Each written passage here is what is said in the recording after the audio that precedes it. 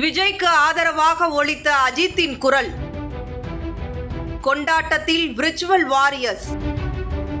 அப்படி என்ன பேசினார் அஜித்? விரிவாக பார்ப்போம்.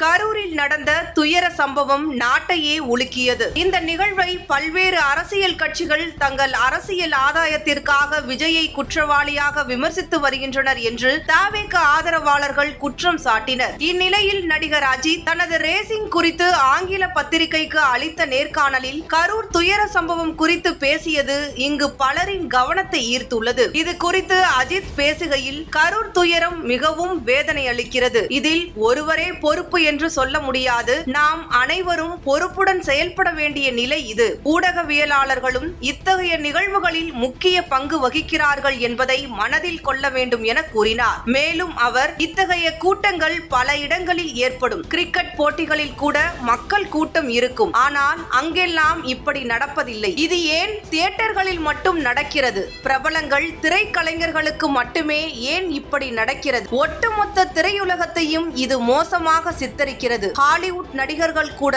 இதையெல்லாம் விரும்புவதில்லை. எங்களுக்கு அந்த அன்பு தேவைதான். அதற்காகத்தான் கடுமையாக உழைக்கிறோம். குடும்பத்தை விட்டு பிரிந்து நீண்ட நேரம் படப்பிடிப்பு தளங்களில் இருக்கிறோம். ஒரு படத்தை உருவாக்க காயங்களை அனுபவிக்கிறோம். மன அழுத்தம், தூக்கமில்லாத இரவுகளை கடக்கிறோம். இவை அனைத்தும் எதற்காக? மக்களின் அன்புக்காகத்தான். ஆனால் அந்த அன்பை காட்ட வேறு வழிகள் உள்ளன. ஊடகங்கள் முதல் நாள் முதல் காட்சி கலாச்சாரத்தை ஊக்குவிக்க கூடாது என்று நினைக்கிறேன். நடிகர்களாகிய நாங்கள் கடின உழைப்பின் மூலம் இன்று இந்த நிலைக்கு வந்துள்ளோம். மேலும் நம்மை நேசித்து வரும் ரசிகர்கள் தங்களின் பாதுகாப்பை உணர்ந்தும் செயல்பட வேண்டும். நடிகர்களும் தங்கள் ரசிகர்களின் பாதுகாப்பை உறுதி செய்த பின்தான் அவர்களை சந்திக்க வேண்டும். இனி இத்தகைய துயர சம்பவங்கள் நடைபெறாமல் பாதுகாக்க நம் அனைவரின் ஒத்துழைப்பும் அவசியம் என தெரிவித்தார். கரூர் துயர சம்பவத்தில் விஜய்க்கு ஆதரவாக திரையுலகில் பலர் குரல் கொடுக்காத நிலையில் அஜித்தின் இந்த கருத்து தவேகவினரிடம் பெரும் வரவேற்பை பெற்றுள்ளது.